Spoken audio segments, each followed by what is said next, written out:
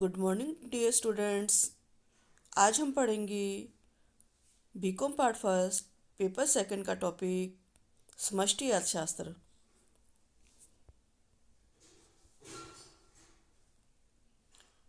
Macro शब्द की जो उत्पत्ति है ग्रीक भाषा के शब्द मैक्रोस से हुई है, जिसका अर्थ है बड़ा। इसमें समूची आर्थिक प्रणाली का अध्ययन किया जाता है। यह वह शाखा है जिसमें अर्थव्यवस्था की समस्त इकाइयों का पृथक पृथक अध्ययन कर उनका समग्र रूप से अध्ययन किया जाता है। इसके अंतर्गत संपूर्ण अर्थव्यवस्था से संबंधित योगों या समूहों जैसे कि राष्ट्रीय आय, राष्ट्रीय बजट, कुल विनियोग, कुल रोजगार आदि का अध्ययन किया जाता है। इसके अंतर्गत आर्थिक व्यवस्था का उसके संपूर्ण रूप में अध्ययन किए जाने के कारण इसे समग्र अर्थशास्त्र भी कहा जाता है। प्रोफेसर बोल्डिंग के अनुसार समष्टि अर्थशास्त्र व्यक्तिक इकाइयों का नहीं बल्कि उनके योगों का अध्ययन है, जबकि प्रोफेसर शुल्जे कहते हैं कि व्यापक अर्थशास्त्र का मुख्य तंत्र राष्ट्रीय आय का विश्लेषण करना है। समग्र या समष्टि अर्थशास्त्र की विशेषता, इसमें समग्र चरों को परिवर्तनीय माना जाता है। समग्र पर पड़ने वाले प्रभावों का अध्ययन किया जाता है। एक भी परिवर्तन अन्य मात्राओं में के साम्य में भी परिवर्तन होता है। समष्टि मात्राएं व्यष्टि मात्राओं का योगदान मात्र नहीं होता है। समष्टि अर्थशास्त्र के क्षेत्र, रोजगार एवं आय का सिद्धांत, सामान्य मूल्य स्तर का सिद्धांत, आर्थिक विकास का सिद्धांत, व्यापार चक्रों का सिद्धांत, अंतर्राष्ट्रीय विदेशी व्यापार में विदेशी विनिमय का सिद्धांत, मुद्रा एवं बैंकिंग का सिद्धांत, राजस्व का सिद्धांत, वितरण का सिद्धांत। ये जो सिद्धांत हैं, इनके अंतर्गत समष्टि अर्थशास्त्र का उपयोग होता है। अब कैसे उपयोग होता है, इनके बारे में हम थोड़ा सा जान लेते हैं। आय एवं रोजगार का सिद्धांत, इसके अंतर्गत अर्थव्यवस्था में आय एवं रोजगार के स्तर का निर्धारण एवं उससे संबंधित समस्याओं तथा निर्धारक तत्वों का विश्लेषण किया जाता है। इसके अंतर्गत उपभोग फलन, विनियोग फलन, गुणक आदि का अध्ययन किया जाता है। सामान्य मूल्य स्तर का सिद्धांत, समष्टि अर्थशास्त्र में सामान्य मूल्य स्तर के सिद्धांत के साथ साथ अर्थव्यवस्था में मुद्रास्फीति, मुद्रा संकुचन, मुद्रा अपस्फीति और मुद्रा संस्फीति का अध्ययन किया जाता है। आर्थिक विकास का सिद्धांत, आर्थिक विकास एवं नियोजन के सिद्धांत समष्टि अर्थशास्त्र के क्षेत्र में आते हैं। इसके अंतर्गत विकास एवं नियोजन की प्रविधियों, व्यूह रचना तथा सिद्धांतों का विश्लेषण किया जाता है। व्यापार चक्रों का सिद्धांत, अर्थव्यवस्था में आने वाले उतार चढ़ावों, उनके दुष्प्रभावों पर नियंत्रण, उन उतार चढ़ावों को रोकने के उपाय आदि के लिए मौद्रिक नीति, राजकोषीय नीति तथा व्यापार नीति में आवश्यक परिवर्तन करने पड़ते हैं और इन सब का अध्ययन समष्टि अर्थशास्त्र में होता है।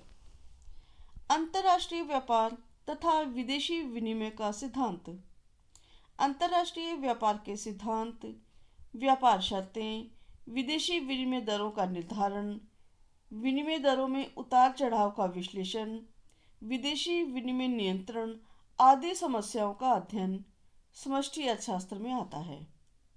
मुद्रा एवं बैंकिंग का सिद्धांत। इसमें मुद्रा एवं बैंकिंग के सिद्धांत का भी समावेश होता है। इसके अंतर्गत मौद्रिक व्यवस्थाएं, साख व्यवस्थाएं, बैंकिंग के सिद्धांत, केंद्रीय बैंक की व्यवस्था तथा कार्यप्रणाली एवं अंतर्राष्ट्रीय वित्त का अध्ययन किया जाता है। राजस्व के सिद्धांत। इसके अंतर्गत अधिकतम सामाजिक कल्याण की दृष्टि से सार्वजनिक व्यय, आय तथा सार्वजनिक ऋणों से संबंधित सिद्धांतों का विश्लेषण किया जाता है। आधुनिक युग में राजकोषीय नीति का दूसरी नीतियों से समायोजन बैठाया जाता है और ये सब समष्टि अर्थशास्त्र के अंतर्गत किया जाता है। वितरण का सिद्धांत। वितरण का सिद्धांत भी समष्टि मूलक सिद्धांत है, जिसके अंतर्गत उत्पत्ति के विभिन्न साधनों का राष्ट्रीय आय में सापेक्षिक हिस्सा निर्धारित करने में इस सिद्धांत का प्रयोग किया जाता है। समष्टि अर्थशास्त्र के प्रकार। समष्टि स्थैतिकी, तुलनात्मक समष्टि स्थैतिकी, समष्टि प्रावेगिकी। समष्टि स्थैतिकी, इसे समष्टि भाव की स्थिर अवस्था भी कहा जाता है।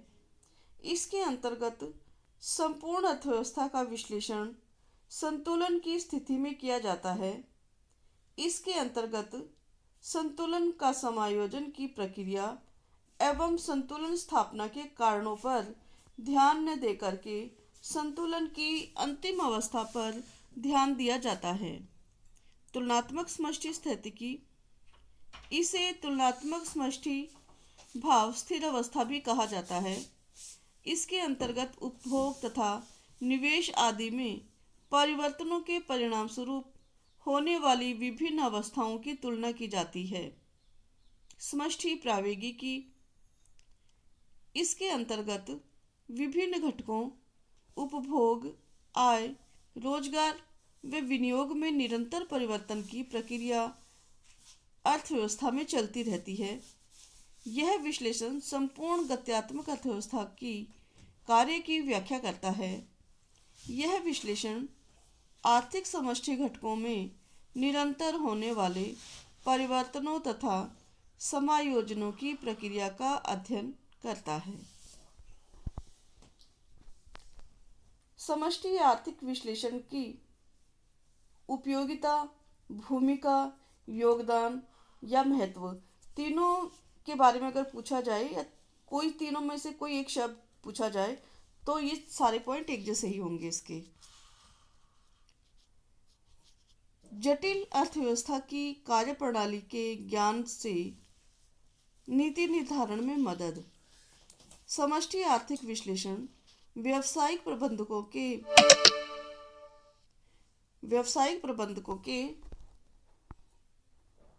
अगला बिंदु है। समष्टि आर्थिक विश्लेषण या अर्थशास्त्र की व्यावसायिक नीतियों के निर्धारण में भूमिका, योगदान या महत्व, जिसमें हम तीनों में से कोई भी एक नाम से अगर प्रश्न पूछा जाए तो सेम उत्तर होगा इसका। जटिल अर्थव्यवस्था की कार्यप्रणाली के ज्ञान से नीति निर्धारण में मदद। समष्टि आर्थिक विश्लेषण व्यावसायिक प्रबंधकों को संपूर्ण अर्थव्यवस्था की जटिल कार्यप्रणाली को समझने तथा उसके आधार पर व्यावसायिक फर्मों की समस्याओं का विश्लेषण करने और उनका उपयुक्त समाधान खोजने का मार्गदर्शन करता है। आर्थिक तेजी मंदी के समय व्यावसायिक फर्मों को उपयुक्त नीतियां बनाने का काम समष्टि विश्लेषण के द्वारा ही समझ में आता है। आर्थिक नीति निर्धारण करना। आज संपूर्ण देश सामाजिक कल्याण को बहुत महत्व देते हैं और ऐसी आर्थिक नीतियों का निर्माण और क्रियान्वयन करते हैं जिससे राष्ट्रीय आय में वृद्धि हो, रोजगार बढ़े, देश में बचत और विनियोग बढ़े, कीमत स्तर में स्थिरता रहे। देश में आर्थिक विकास एवं स्थायित्व को उचित नीतियों का निर्माण एवं क्रियान्वयन समष्टि अर्थव्यवस्था में ही होता है। इसके अंतर्गत फर्में अपनी नीतियों को सरकारी नीतियों के अनुरूप ढालकर उनकी अनुकूल परिस्थितियों का लाभ उठाती है तथा प्रतिकूल परिस्थितियों से बचने के लिए अपनी नीतियों का निर्माण करती है। आर्थिक नियोजन में उपयोगी। विश्व के सभी देश आर्थिक समृद्धि के लिए आर्थिक नियोजन के विकास का मार्ग प्रशस्त कर रहे हैं। आर्थिक नियोजन की प्रक्रिया अर्थव्यवस्था के समग्र विश्लेषण से ही संभव होती है। व्यष्टि अर्थशास्त्र के विकास के लिए भी समष्टि अर्थव्यवस्था शास्त्र को समझना आवश्यक है। व्यष्टि विश्लेषण में भी समष्टि विश्लेषण की आवश्यकता पड़ती है, जैसे कि एक वस्तु का मूल्य निर्धारण बहुत कुछ देश में प्रचलित मूल्य स्तर एवं समूची अर्थव्यवस्था में उसकी मांग एवं पूर्ति पर निर्भर करती हैं। फर्म के सिद्धांत का प्रतिपादन भी बहुत सी फर्मों के व्यवहार को सामूहिक रूप से अध्ययन करने से हुआ है। समसीमांत उपयोगिता नियम का प्रतिपादन भी व्यष्टि विश्लेषण के आधार पर संभव हुआ है, जबकि व्यक्तियों के समूहों के व्यवहार का अध्ययन उसमें किया जाता है। इस प्रकार व्यष्टि अर्थशास्त्र के नियमों का निर्माण तथा उनकी परख के लिए भी समष्टि अर्थशास्त्र आवश्यक है। जटिल आर्थिक समस्याओं के समाधान में उपयोगी। समष्टि अर्थशास्त्र सरकार को आर्थिक नीति निर्धारण और आर्थिक नियोजन में उपयोगी तो रहती ही है, पर इसके अतिरिक्त यह सरकार को अन्य राष्ट्रीय स्तर की समस्याओं के निराकरण में योगदान देती है। समष्टि मूलक विरोधाभासों को समझने के लिए समग्र या समूह का ज्ञान होना आवश्यक है। एक अर्थव्यवस्था केवल व्यक्तिगत आर्थिक इकाई का योग मात्र नहीं होती है, वरन इसके व्यवहार की अपनी अलग विशेषताएं होती हैं। अनेक फर्में बनती हैं, नष्ट होती हैं, पर अर्थव्यवस्था चलती रहती हैं। ये विरोधाभास तथ्य समष्टि अर्थव्यवस्था से पृथक अध्ययन का महत्व बताती है। कुछ आर्थिक समस्याओं के विश्लेषण में समष्टि अर्थशास्त्र की अनुपयुक्तता। कुछ आर्थिक समस्याएं ऐसी है जिनका विश्लेषण व्यष्टि अर्थशास्त्र से न होकर समग्र रूप में समष्टि आर्थिक विश्लेषण के द्वारा ही संभव होता है, जिसमें कि बेरोजगारी की समस्या, व्यापार चक्रों की समस्या, मौद्रिक समस्याएं, अंतर्राष्ट्रीय व्यापार एवं विदेशी विनिमय की समस्याएं, बैंकिंग की समस्याएं आदि। ये समस्याएं ऐसी है जिनका अध्ययन हम समग्र अर्थशास्त्र में ही कर सकते हैं, व्यष्टि अर्थशास्त्र में नहीं। मौद्रिक समस्याओं के विश्लेषण एवं समाधान में सहायक। समष्टि आर्थिक विश्लेषण की सहायता से मौद्रिक समस्याओं का विश्लेषण करने तथा उनका समाधान ढूंढने में मदद मिलती है। जब सरकार मुद्रा और साख की मात्रा में होने वाले परिवर्तनों का विश्लेषण कर उनकी समस्याओं के समाधान की नीति का निर्धारण करती है, तो व्यावसायिक फर्मों को भी सरकारी नीति की सफलता के लिए सरकार के निर्देशानुसार अपनी व्यावसायिक नीति बनानी पड़ती है, जिससे अनेक मौद्रिक समस्याओं का समाधान हो जाता है। व्यापार चक्रों के विश्लेषण में सहायक। समष्टि आर्थिक विश्लेषण के द्वारा आर्थिक तेजी मंदी के कारणों का विश्लेषण संभव होता है। सरकार को व्यापार चक्रों के दुष्प्रभाव दूर करने के लिए प्रभावी कदम उठाने पड़ते हैं। व्यावसायिक प्रबंधन को भी सरकारी नीति के क्रियान्वयन में मदद करने के लिए उसी के अनुरूप नीतियों का निर्माण करना पड़ता है। व्यावसायिक फर्में व्यापार चक्रों के दुष्प्रभावों से बचने के लिए उपयुक्त आर्थिक नीति अपनाती है और इसी के माध्यम से वे अपना आर्थिक विकास भी करती हैं। सामान्य बेरोजगारी की समस्या का विश्लेषण एवं समाधान करने में सहायक। समष्टि आर्थिक विश्लेषण के द्वारा देश में सामान्य बेरोजगारी के कारणों को ध्यान में रखकर उनका समाधान किया जाता है।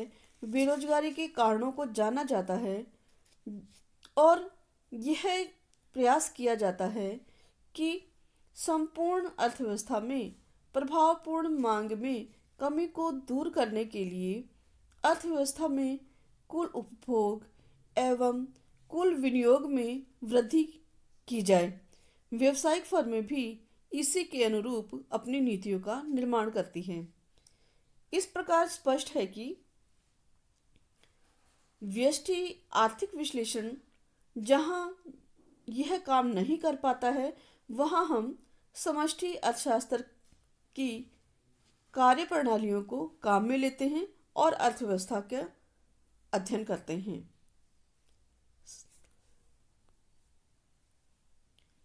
समष्टि अर्थशास्त्र की सीमाएं या दोष या खतरे।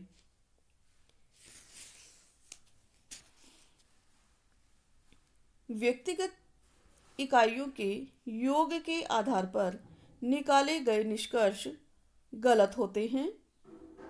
हम देखते हैं कि समष्टि विश्लेषण का संबंध व्यक्तिगत इकाइयों के योग एवं औसत से होता है, पर व्यक्तिगत या छोटे समूहों के योग से निकाले गए निष्कर्ष व्यक्तिगत दृष्टि से तो ठीक हो सकते हैं, पर संपूर्ण अर्थव्यवस्था की दृष्टि से इनका निष्कर्ष गलत साबित हो सकते हैं। जैसे कि यदि बैंक से एक व्यक्ति अपने जमाओं को वापस निकाले तो बैंक को कोई फर्क नहीं पड़ता, लेकिन यदि सभी व्यक्ति अपने जमाओं को बैंक से निकालने लग जाए तो बैंक फेल होने की स्थिति में आ जाते हैं। और यदि इसी का हम दूसरी तरह की बात करें कि यदि व्यक्तिगत बचत अगर हम करते हैं तो ये हमारे लिए लाभदायक होती है, परंतु यदि सभी व्यक्ति बचत करने लग जाएं तो ऐसी स्थिति के अंदर अर्थव्यवस्था में नुकसान होगा। इसका कारण यह है कि बचतों में वृद्धि से उपभोग में कमी होती है और उपभोग में कमी के कारण उत्पादन एवं रोजगार में भी कमी होती है। बचत जो कि एक व्यक्तिगत गुण है, परंतु वह राष्ट्रीय बुराई बन जाती है समष्टि अर्थशास्त्र के अंतर्गत। गलत एवं भ्रामक निष्कर्ष। अगर अर्थशास्त्री व्यक्तिगत अनुभवों की या धारणाओं को ध्यान में रखकर संपूर्ण समाज या अर्थव्यवस्था के संबंध में निष्कर्ष निकालते हैं तो ये निष्कर्ष अवास्तविक और भ्रमपूर्ण होते हैं। इसलिए इन निष्कर्षों के आधार पर निर्णय लेना भी गलत साबित हो सकता है। समूहों या समाज में व्याप्त विभिन्नता की उपेक्षा। समष्टि विश्लेषण समूहों के योग या औसतों पर निर्भर करता है। इस कारण समूहों में पाए जाने वाले अंतर को यह स्पष्ट नहीं किया जाता है, जिसके अंतर्गत जैसे कि हम सामान्य मूल्य स्तर के अनेक वस्तुओं के मूल्य का समग्र औसत निकालते हैं, परंतु यहाँ यह स्पष्ट नहीं होता कि कौन सी वस्तुओं के मूल्य में कितना अंतर हुआ है और कौन सी वस्तुओं का मूल्य औद्योगिक उत्पादन को प्रभावित करता है। समष्टि अर्थशास्त्र के योग अर्थव्यवस्था के विभिन्न क्षेत्रों को समान रूप से प्रभावित नहीं करते। जैसे कि कुल मांग में वृद्धि से कुछ उद्योगों में सीमांत उत्पत्ति ह्रास नियम लागू होने से उत्पादन बढ़ाने में कठिनाई आएगी, जबकि सीमांत उत्पत्ति वृद्धि वाले उद्योगों में उत्पादन कम लागत पर अधिक हो सकेगा। इसी प्रकार मध्यम वर्ग की आय बढ़ने पर साइकिल उद्योग पर बुरा प्रभाव पड़ेगा, क्योंकि वह बढ़ी हुई आय का अन्य क्षेत्रों में उपयोग करके बड़ी कार या बड़ा स्कूटर लेने का प्रयास करेगा। समूह के माप में कठिनाई। विभिन्न प्रकार की सेवाओं और वस्तुओं को समष्टि विश्लेषण के लिए योगों में बदलने के लिए माप की कठिनाई आती है, क्योंकि मुद्रा का एक सामान्य मापदंड सभी के लिए लागू नहीं होता। समष्टि आर्थिक विश्लेषण की प्रक्रिया जटिल है, जैसे कि राष्ट्रीय आय को ज्ञात करने में अनेक कठिनाइयाँ आती हैं। सामान्य मूल्य स्तर को ज्ञात करना भी कठिन है। समष्टि विश्लेषण की प्रक्रिया बहुत सरल प्रतीत होती है, परंतु व्यवहारिक दृष्टिकोण में यह बहुत ही जटिल और एक कठिन कार्य है।